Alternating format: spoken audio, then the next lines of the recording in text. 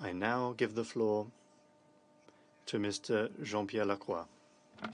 Merci, Monsieur le Président. Thank you, Mr. President. Et bien sûr, and of course, I'm very honored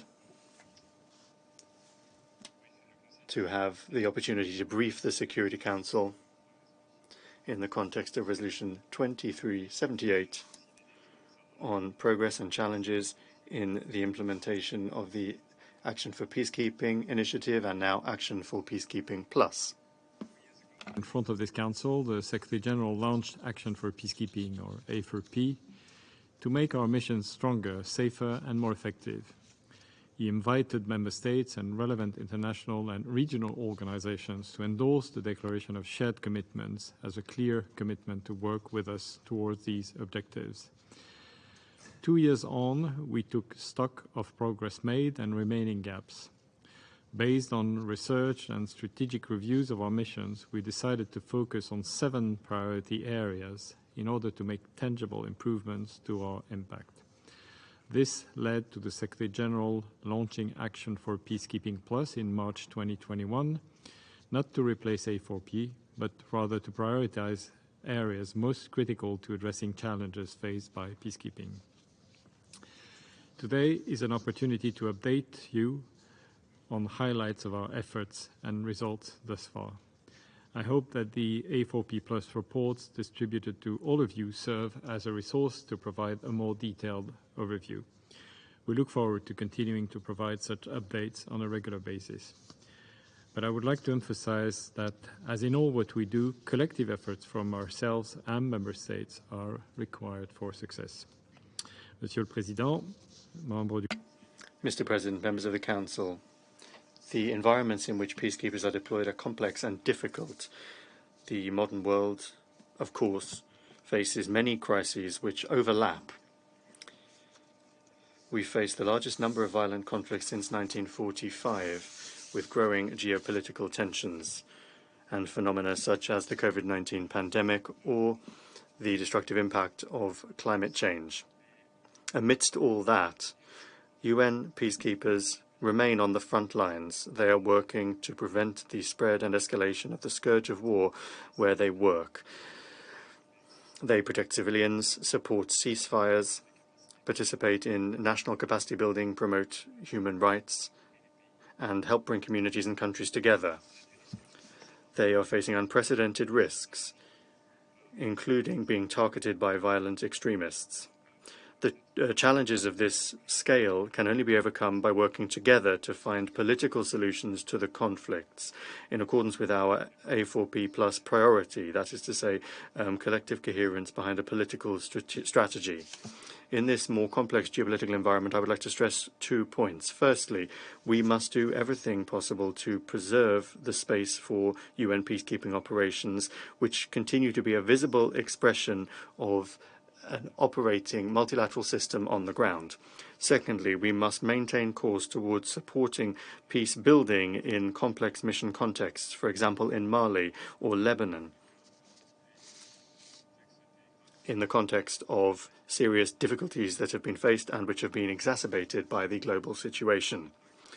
Our impact depends on the coordinated operation of peacekeeping operations and our partners working in tandem, who together are trying to prevent, mitigate and resolve conflicts.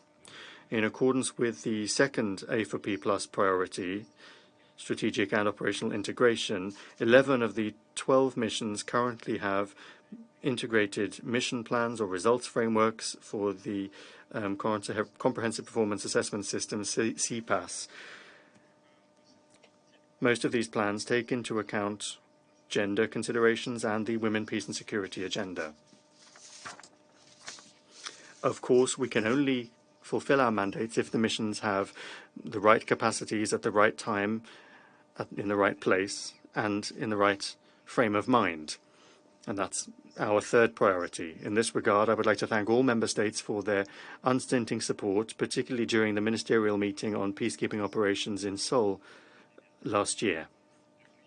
Since then, we have made significant progress to be more proactive, agile and flexible.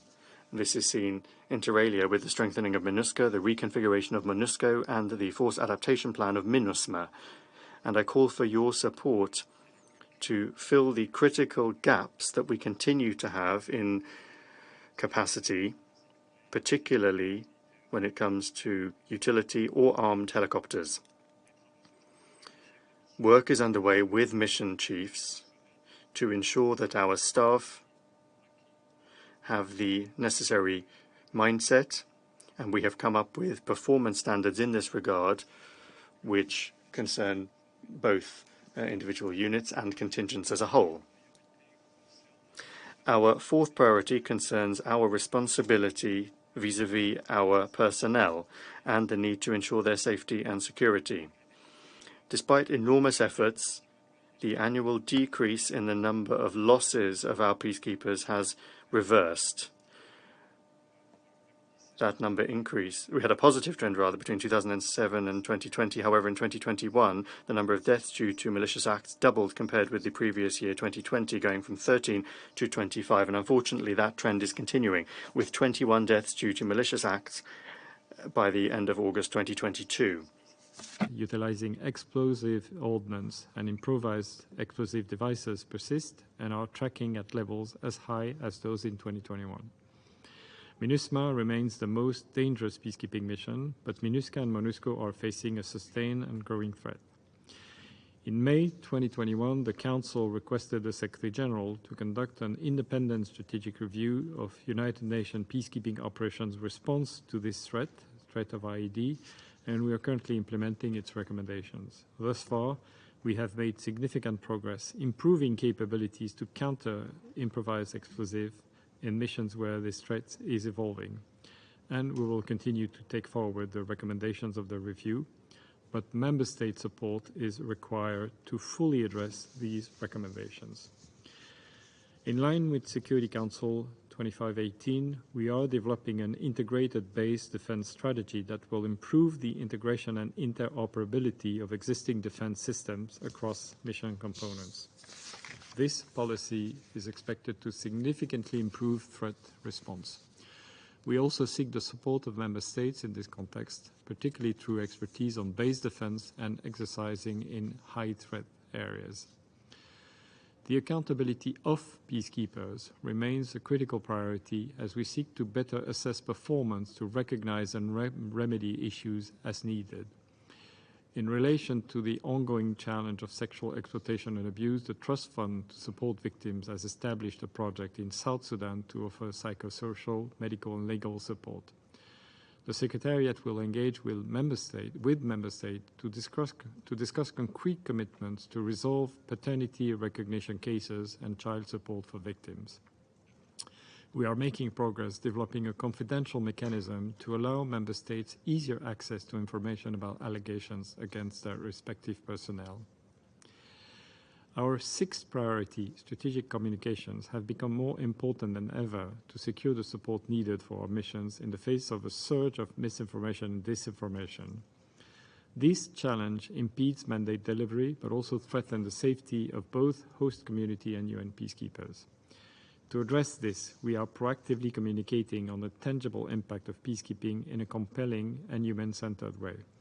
We are harnessing the power of many platforms, including social media, to ensure maximum audience engagement and using UN-operated radio networks to provide news to remote and vulnerable populations. We are also working to provide tools, guidance, and training for missions. Given the increased importance of strategic communication, as reflected in the July 2022 Security Council open debate on the issue, as well as its subsequent presidential statement, we are working to fully integrate it into planning and decision-making. Our efforts to step up cooperation with host states continue apace. As requested by Security Council Resolution 2518, we are making progress systematically documenting violations of Status of Forces Agreement, commonly referred to as SOFA violations. This includes through creating a mechanism that can track and report on such violations across missions. Turning now to women, peace and security, the full, equal and meaningful participation of women in peacekeeping remains a key priority, one that is mainstreamed throughout our A4P Plus efforts. As of June, most targets set in the Uniform Gender Parity Strategy have been met, except for military contingent. In fact, they have been surpassed for most of these categories. Women now account for 21% of military observers and staff officers, 31% of individual police officers, and 43% of justice and corrections government-provided personnel. We also continue working to create more gender-responsive working and living environments, including through camp design.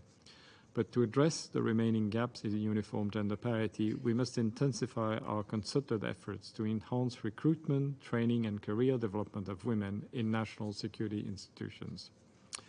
Missions have also prioritized gender analysis to inform decision-making. For example, the transition plan by MONUSCO is one of the most gender-responsive transition plans to date.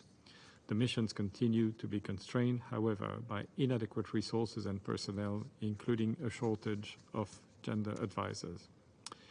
To strengthen tech-enabled, data-driven peacekeeping, we are implementing projects, including to enhance situational awareness and to leveraging technology for uniformed peacekeepers. Mr. President, in conclusion, we have made notable progress addressing the priorities outlined in A4P+. As I already emphasized, we continue to need extensive support from our member states. First, I would like to call for stronger and more unified support from the Council to advance the political efforts of our operations. Such support is a prerequisite for our efforts to promote sustainable peace, where we have mandates from you to do so. I also request your ongoing support for our missions when they face undue restriction and obstacles from the parties to the conflict, including SOFA violations. We continue to conduct regular reviews of the mandates of our missions and their capabilities to ensure that they remain fit for the rapidly evolving conflicts in which they are deployed. But we need your support in making the recommendations of such reviews a reality.